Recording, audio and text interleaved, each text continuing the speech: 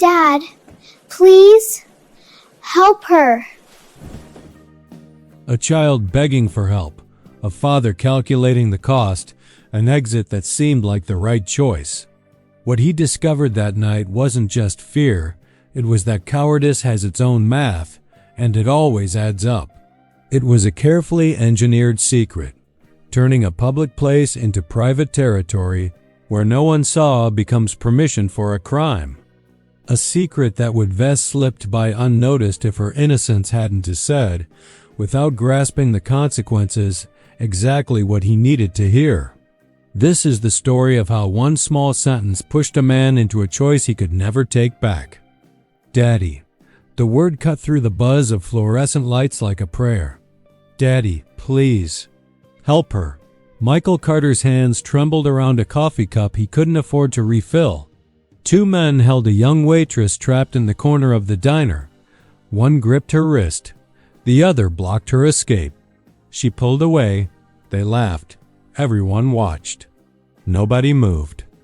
His 7-year-old daughter looked up at him with eyes that still believed the world was good, that her father was strong, that brave was possible. Michael had $27 in his wallet, a shift starting in 11 minutes. A daughter who needed him alive more than she needed him heroic.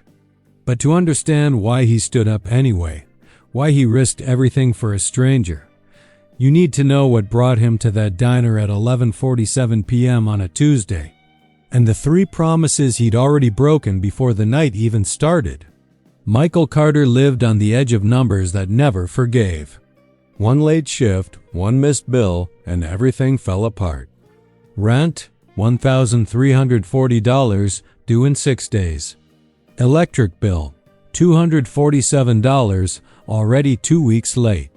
Lily's school supplies, $83 he'd scraped together selling his old tools. The truck needed an oil change 3 months ago. His last decent pair of work boots had holes in both soles. He worked the night shift at Henderson Logistics, loading trucks, moving pallets, breathing dust and diesel fumes from 11 p.m. to 7 a.m. Then he'd drive straight to whatever maintenance job he could find. Unclog a drain. Replace a water heater. Patch a roof. Cash under the table, no questions asked. Sarah had been gone for 2 years. Cancer moved faster than their insurance could keep up. The medical bills still came, marked final notice in red letters that felt like accusations. 3 days ago, Terry, his night supervisor at Henderson, had pulled him aside in the warehouse. Carter, you were late again, twice this month. My daughter had a fever. I had to. Don't care. Terry's face was stone. One more slip, you're gone. We got 50 guys who'd kill for your spot. Michael had nodded, said nothing, walked back to his pallet jack with a taste of fear in his mouth. But tonight, just for an hour, Michael had promised Lily something special. You really mean it? She'd asked that morning, her eyes wide. The diner with the spinning stools? I really mean it, sweetheart. It wasn't much. But to Lily, it was everything. Only Michael was already running late. 11 minutes to get Lily home, drop her with the neighbor, and make it to the warehouse. Terry would be watching the clock, waiting. One more slip. They drove to the diner in Michael's truck, the one with the check engine light that had been on for 6 months. Lily held her backpack in her lap like treasure. Daddy? Yeah, baby girl? Mrs. Henderson read us a story today. About a man who helped people even when it was hard. Michael kept his eyes on the road. That's nice. Mommy used to say that too. Remember? Lily's voice got small. She said we help people who are scared. Even if we're scared too. Michael's throat tightened. Sarah had said that. Why'd Mommy say that? Lily asked. Because your mom was braver than me. But you're brave too, right? Michael didn't answer. He pulled into the Starlight Diner parking lot and turned off the engine. He didn't know it yet, but Sarah's words, carried in a 7-year-old's memory, were about to cost him everything. The Starlight Diner was cheap comfort in neon, red booths, burnt coffee, and a milkshake Lily treated like a miracle. "Can I get the strawberry one?" Lily asked, already knowing the answer. "You can get whatever you want, baby girl." Michael ordered coffee, black, refillable, and split a plate of fries with her. $23 total. He had $27 in his wallet, $4 of safety net. It would have to be enough. The waitress approached with a name tag that read Emily. Early 20s, tired eyes, smile that looked practiced. She brought Lily's milkshake with extra whipped cream and a cherry. "On the house," she whispered, winking at Lily. "Because you said please." Lily's face lit up like Christmas morning. Michael's throat tightened. Kindness from strangers hurt worse than cruelty sometimes. It reminded you what the world could be. "Thank you," he said. "You didn't have to." Emily smiled. Long shift. Needed to see someone happy. For 17 perfect minutes, they existed outside the grind. Lily told him about her teacher, Mrs. Henderson, who let her feed the class goldfish. She showed him the drawings she'd made, 2 stick figures holding hands under a crooked sun. "That's us, Daddy. It's perfect," he said, and meant it. Michael checked his watch. 11:43 p.m. 8 minutes to get out of here, drop Lily, hit the warehouse by midnight. He could still make it. Then the bell above the door chimed. 2 men walked in trailing the smell of bourbon and bad intentions. Michael looked at them, looked away. Felt something cold settle in his gut. Lily didn't notice. She was scraping the last of her whipped cream, humming a song from school. But Michael noticed. And he wished he hadn't. At first, it was nothing. Just noise. The men took a booth in the corner. Mid-30s, construction jackets, boots caked with dried mud. One had a tattoo snaking up his neck. The other kept laughing too loud at jokes nobody else heard. Emily approached their table with her order pad. Professional smile. Practiced distance. "What can I get you, gentlemen?" "Gentlemen," the one with the neck tattoo repeated, mocking her tone. "Hear that, Danny? We're gentlemen." Danny laughed. "How about you start with another round of whatever makes you this friendly sweetheart?" Emily's smile stayed fixed. "Coffee?" "Menu specials are on the board." "Nah." Neck tattoo leaned back, spreading his arms wide. "We want the personal touch. You got a boyfriend, sweetheart?" Michael's jaw tightened. Lily was focused on her milkshake, oblivious. Emily's voice stayed level. "I'll give you folks a minute to look at the menu." She turned to leave. Danny's hand shot out and grabbed her wrist. "We didn't say you could go." The diner held its breath. 3 other customers pretended not to see. The cook in the back, a heavy-set man in his 50s, appeared in the kitchen window, then slowly backed away. Michael saw it. The moment the cook chose safety over action. Emily pulled gently. "Sir, please let go." "Or what?" Danny's grip tightened. "You gonna call your manager?" This place got a manager at midnight? Neck tattoo stood up, blocking her path to the kitchen. "Relax, we're just being friendly." "You're the one being rude?" Michael looked at his watch. 11:45 p.m. 7 minutes. "Get up, pay, leave. This isn't your problem." But Emily's face had changed. The practiced smile was gone. Fear flickered in her eyes, real fear, the kind Michael knew from mirrors and nightmares. "Please," Emily said again, quieter this time. "I need to work." Danny yanked her closer. "Sit down. Have a drink with us." That's when Michael reached for his phone, slowly. Under the table where Lily couldn't see. He'd call 911. Let the professionals handle it. Stay out of it. Be smart. He pressed the power button. Nothing happened. He pressed it again. The screen stayed black. Dead battery. He'd forgotten to charge it after work. Again. Michael's heart sank. No phone. No help coming. And Emily was running out of time. Michael's hands clenched around his coffee cup. Not my problem. The thought came quick and ugly. You get involved, you get hurt. You get hurt, you can't work. Can't work, you lose everything. He looked toward the kitchen. made eye contact with the cook through the window. Michael mouthed, "Help her." The cook shook his head, disappeared completely. Michael's pulse hammered. He looked at the other customers. An elderly couple near the window, a trucker 2 booths down, a woman with headphones scrolling her phone. Nobody moved, nobody called, nobody cared. "Daddy?" Lily tugged his sleeve. "What's wrong?" "Nothing, baby. Finish your shake." But Lily was looking past him now, looking at Emily, whose voice had started to crack. "I'm working," Emily said. "Please just let me." "Let you what?" Danny pulled her toward the booth. "We're customers." "You're being rude to customers." Neck Tattoo laughed. "She likes it." "Look at her." Michael's mind raced through scenarios, all of them bad. He'd seen this before. Different diner, different victim, same dance. Some trucker had stepped in, got his jaw broken, lost his CDL, lost his livelihood. Michael had been 23 then, single, unencumbered.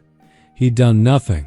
He was 38 now, widowed, father, hanging on by a thread. Do nothing. Be smart. This isn't your fight. Lily's hand touched his arm.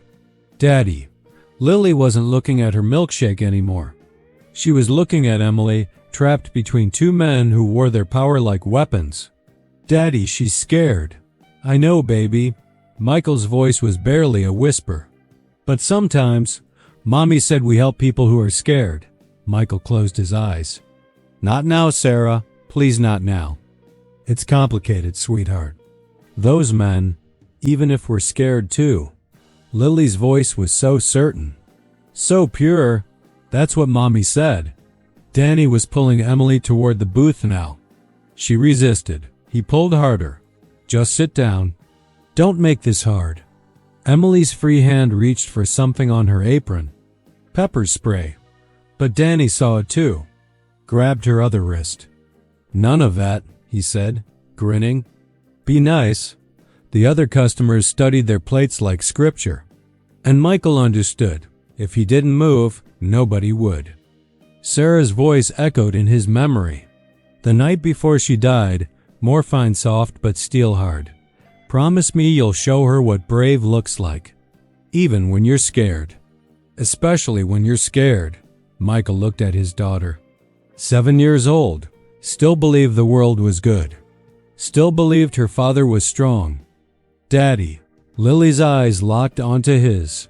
"Please, help her." 3 words, 7 syllables. The entire weight of every choice he'd ever made. And the next decision, Michael knew, would cost more than money. Michael stood up. His legs moved before his brain approved the decision. 3 steps toward their booth. His voice came out steadier than he felt. "Hey, guys, let's all just..." 3 faces turned toward him. Emily's eyes went wide. "Let's calm down," Michael finished. Danny's grip loosened for half a second. Emily pulled free and stumbled backward toward the kitchen. "The hell's your problem?" Danny stood. 6'2" and solid. Neck tattoo moved to flank him. Michael raised his hands, palms open, non-threatening.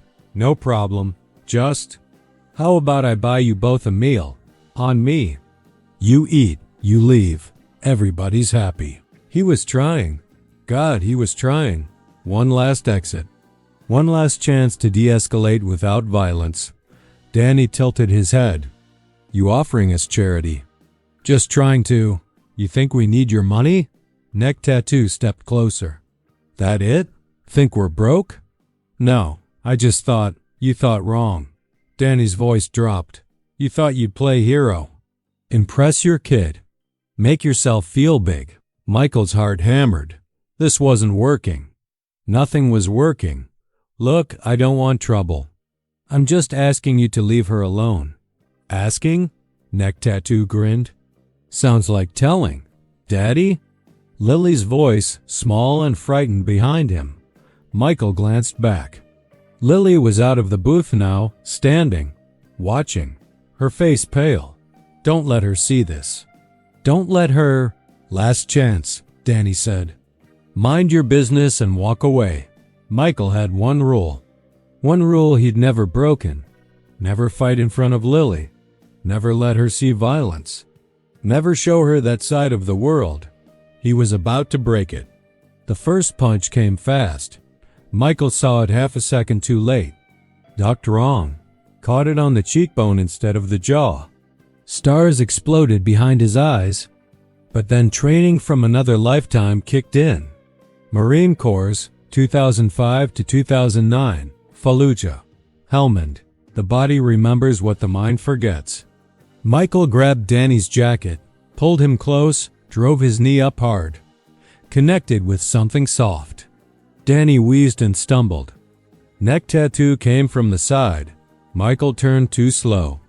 Took a hit to the ribs that stole his breath. Another to the kidney. Pain like lightning. They crashed into a table. Dishes shattered. Someone screamed. Michael wasn't winning. Michael was surviving.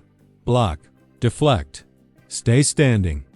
Keep him away from Lily. Stop, Daddy, stop. Lily was crying now. Michael tried to look at her, reassure her. That split-second distraction cost him. Neck tattoo's fist connected with his jaw. Michael's head snapped sideways. Blood filled his mouth. Danny recovered, swung wild. Michael caught his arm, twisted hard. Felt something pop. Danny screamed. Neck tattoo grabbed a coffee mug from the table. Raised it high. Michael saw it coming, couldn't move fast enough. The cook appeared from nowhere with a baseball bat. Police are coming. Get out. The men hesitated, looked at each other. Blood on Danny's mouth. Michael on one knee gasping. Lily sobbing. This isn't over, Neck tattoo spat. They ran. But the damage was done, and it wasn't just physical. Sirens cut through the silence. Red and blue lights painted the diner windows. Michael sat on the floor, tasting copper. His right hand wouldn't close all the way. 3 knuckles split open, bleeding freely. His ribs felt like broken glass with each breath. Daddy! Lily rushed to him, grabbed his arm. You're bleeding. I'm okay, baby girl. You're not okay. Tears streamed down her face. Why did they? Michael pulled her close with his good arm. She buried her face in his chest and sobbed. He could feel her whole body shaking. I did this. I scared her. I broke my promise. Emily knelt beside them, her own hands trembling. Why did you? You didn't have to. Yes, I did. 2 patrol officers entered, then 2 more. One of them, Officer Mendez, took statements. Another called for an ambulance. You need to get that hand looked at, Mendez said. They arrested the men 6 blocks away.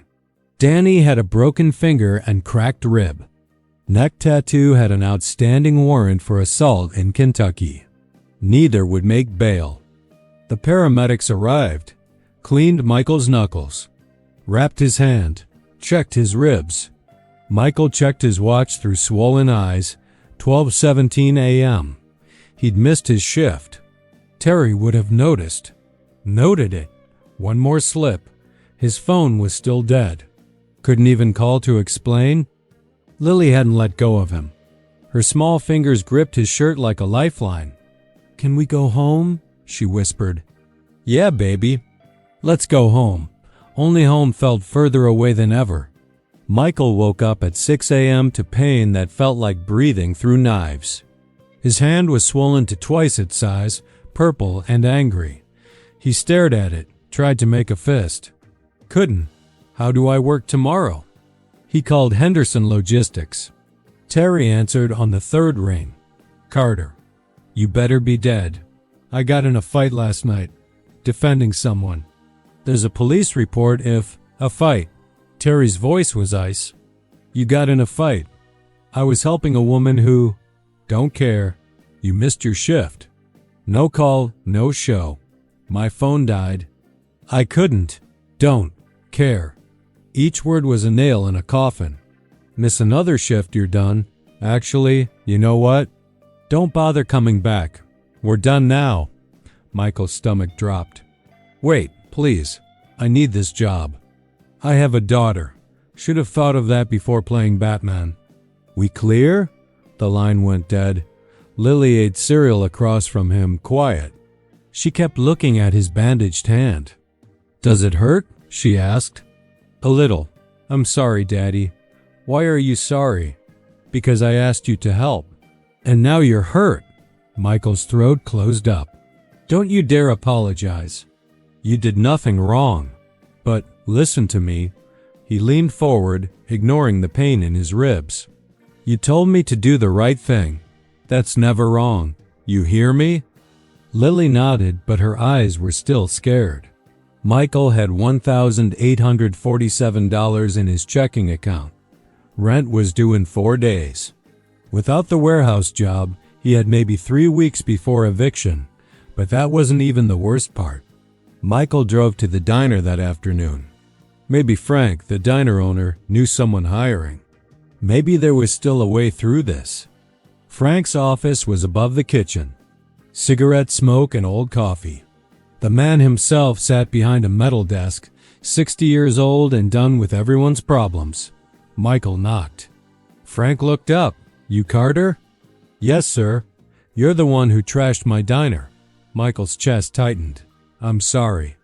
I'll pay for the damages. I can work it off if... Sit down, Michael sat. Frank studied him for a long moment. Opened a folder. Security footage stills. Police reports. Witness statements. You got any idea how much trouble this is? Frank asked. I understand if you want me to pay. I can set up a plan. Shut up. Frank leaned back, lit a cigarette. I got insurance companies asking questions. Corporate safety reviews. Lawyers wondering if I'm liable because my staff didn't intervene. Michael's stomach sank. They're going to sue me. I'm done. I got a waitress, Frank continued, who's been working here 8 months. Good kid. Never late. Never complains. Never causes problems. Emily, Michael said quietly. Yeah, Emily. Frank tapped ash into a tray. 2 months ago, she filed a complaint. Sod customers were grabbing her, making comments. Wouldn't leave her alone, Michael waited. We investigated. Talked to people. Checked cameras. Frank's jaw tightened. Didn't find enough proof. Told her to handle it professionally. The weight of those words hung heavy. She asked for help, Frank said. We said no. Michael said nothing. Yesterday, Frank continued, she came into this office. Told me she was quitting. Done. Couldn't take it anymore. I'm sorry. Don't apologize to me. Frank's eyes were hard. You did what we should have done. Wait, what? Mr. Carter, I've run diners for 30 years. Seen every kind of trouble. And I've seen good people walk away because nobody protected them. He closed the folder. You protected her. You risked everything. For a stranger. While everyone else watched, Frank stood. That's either the stupidest or bravest thing I've seen in a long time. Haven't decided which. I lost my job, Michael said. I can't pay you back. I don't even know how I'm making rent. Frank nodded slowly. That's why I called corporate. Michael's blood went cold. You called North Star Hospitality Group. They own this place. And 12 others across 3 states. Frank pulled out a business card. CEO wants to talk to you. Woman named Rachel Bennett. About what? About not getting sued, probably. Frank handed him the card. She'll be at your place tonight. 6 p.m. Michael took the card with numb fingers. He'd saved Emily, lost his job. And now the lawyers were coming. The knock came at exactly 6 p.m. Lily was doing homework at the kitchen table. Michael was calculating whether he could afford antibiotics for the infection starting in his knuckles. A woman stood on his porch. 50-something, gray suit, leather portfolio, expensive watch. She looked like courtrooms and consequences. Michael Carter? That's me. My name is Rachel Bennett. I'm CEO of North Star Hospitality Group. May I come in? Here it comes. The lawsuit. The end. Mr. Carter, you look terrified. Her voice was gentle. I promise, you're not in trouble. They sat at his kitchen table. Lily watched cartoons in the next room, occasionally peeking around the corner at the stranger. Rachel opened her portfolio. Security footage screenshots, police reports, witness statements, Emily's personnel file. I've spent the last 2 days reviewing everything, Rachel said. Let me tell you what I found, Michael braced himself. Emily was 1 semester from graduating, Rachel said. She reported harassment. She asked for help. And we told her to handle it professionally. Rachel's eyes hardened. Last night, she was going to quit for good. The room felt smaller. Michael waited for the accusation. Then you stood up. Rachel's eyes held his. You didn't know her. Didn't know her story. You just saw someone who needed help. And you helped. I didn't do anything special. You did everything. Rachel slid a paper across the table. This is Emily's new resignation letter. The one she wrote this morning. Michael read it. 1 paragraph. I'm not quitting anymore. Someone showed me that people still fight for what's right. I want to be that kind of person too. I'm staying. I'm finishing school. And I'm going to help people the way Mr. Carter helped me. Michael's vision blurred. Mr. Carter, my company failed Emily. We ignored her complaints, denied her requests, made her feel worthless. Rachel's voice cracked slightly. You showed us what we should have been. I lost my job, Michael said. I can't even take care of my own daughter. I know. Rachel pulled out another document. That's why I'm here. She slid it across the table. Job offer. North Star Hospitality Group. Position. Regional Safety and Guest Relations Coordinator salary, $68,000 annually. Benefits? Full medical, dental, vision hours. Monday, Friday, 8 a.m. to 5 p.m. start date. Immediate. Michael stared at the numbers. They looked like typos. This is a new position, Rachel explained. We're creating it because of you. I'm not qualified. I load trucks. I fix toilets. You're the only person qualified. Rachel leaned forward. I need someone who understands what courage costs. Someone who'll visit our properties, train our staff, implement real safety protocols. Someone who won't ignore complaints or cut corners. Why would you hire me? Because when I watched that security footage, I saw a man calculate every risk, losing his job, his income, his safety, and choose right anyway. Rachel's eyes were fierce. That's the only qualification that matters. Michael looked at Lily through the doorway. She was watching them, curious. What if I mess up? He asked. What if I'm not good enough? Then you'll learn. We'll train you, support you. Because Mr. Carter, Rachel stood. I have a daughter Lily's age. And I want her growing up in a world where people like you exist. Michael's hands shook. The offer sat in front of him like a lifeline he was terrified to grab. Can I think about it? You have until tomorrow morning. Rachel handed him a card. But Michael? Emily's not the only one whose future you saved. She left. Michael sat in his kitchen, staring at the job offer, trying to believe it was real. Only one problem. Believing miracles had never been his strong suit. Michael worked his last shift at the warehouse on Friday. Except he didn't, because Terry had already fired him. He called Rachel Saturday morning, accepted the offer, started Monday. They assigned him an office, gave him a laptop, introduced him to James, a former police officer who teach him de-escalation, documentation, and crisis management. You ever done corporate work? James asked. I've done 2 things, fight and fix stuff.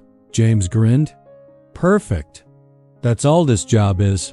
The first week was overwhelming. Michael visited 4 diners, 3 hotels, 2 truck stops. Talked to employees who'd been harassed, threatened, ignored. Listened to stories that sounded too much like Emily's.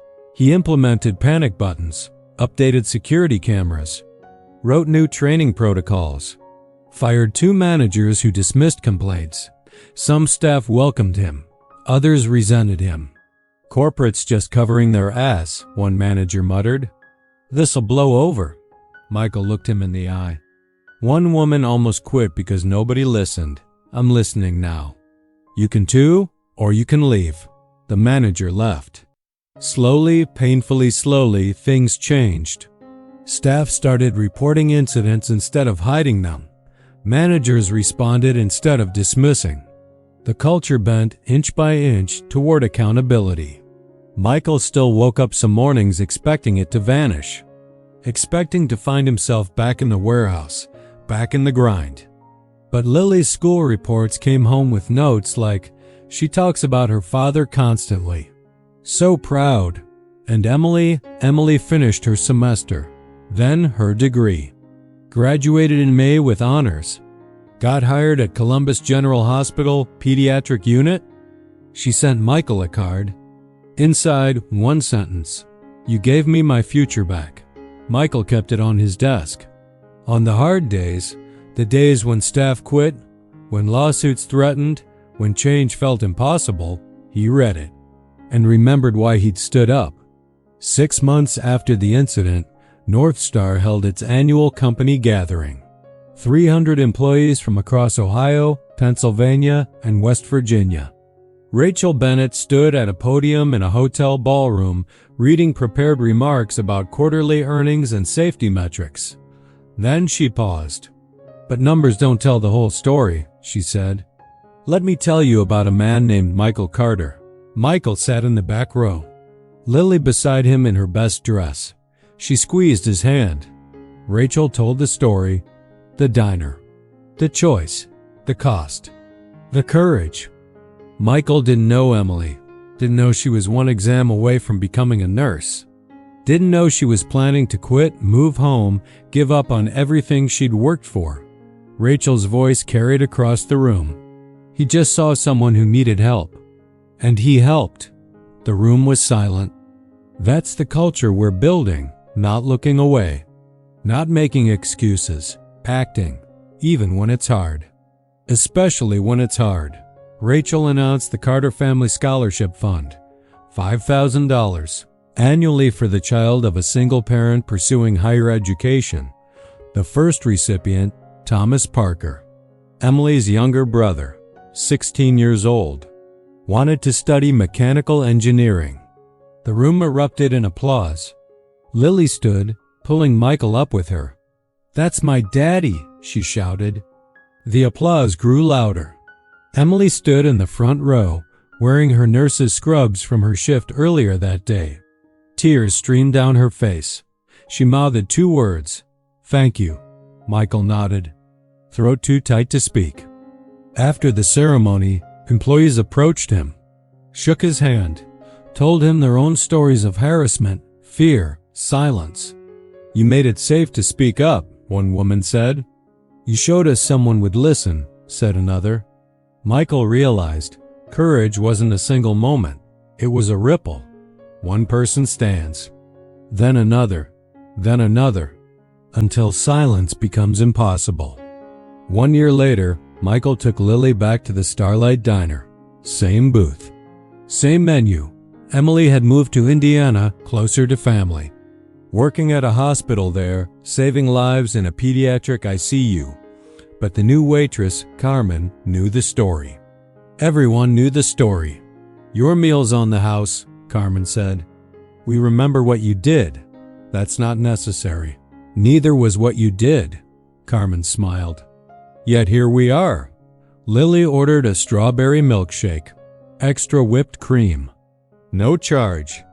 Michael sipped his coffee and watched his daughter tell him about school, about her friends, about the book report she was writing. I'm writing about brave people, Lily said. Mrs. Henderson said I could pick anyone. Who'd you pick? You. Michael's chest tightened. I'm not brave, sweetheart. Yes, you are. Lily's voice was certain. You were scared. You helped anyway. Mrs. Henderson said that's what brave means. Out of the mouths of children. The diner door opened. A young couple walked in. The woman looked uncomfortable. The man's hand gripped her arm, not gentle, not casual. Michael watched Carmen notice. Watched her press a button under the counter. New panic system. Installed 8 months ago. The manager appeared within seconds. Folks, welcome. How can I help you tonight? The man released the woman's arm. Just getting food. Wonderful. I'll be checking in throughout your meal. Anything you need, you let me know. He looked at the woman. Made eye contact. Anything at all? The woman's shoulders relaxed. She nodded. The man looked annoyed but said nothing. Small change, real change. Michael watched the systems he'd helped build work exactly as designed. Staff trained. Managers responsive. Safety prioritized. Daddy? Lily tugged his sleeve. You okay? Yeah, baby girl. He pulled her close. I'm perfect, because for the first time in 2 years, it was true. Here's what nobody tells you about courage. It's not a superpower. It's the moment between seeing wrong and choosing action, even when everything in you wants to stay seated. Michael Carter wasn't special. He was exhausted, terrified, and financially desperate. He had every reason to protect himself and look away. He stood up anyway. And Emily finished school because someone finally proved she mattered. And Lily learned the kind of brave that shakes and still moves. Then ask yourself, when the room goes quiet, what will you do? Drop a comment with one word describing how this story made you feel. And if someone's courage ever changed your life, or if you changed someone else's, share that too.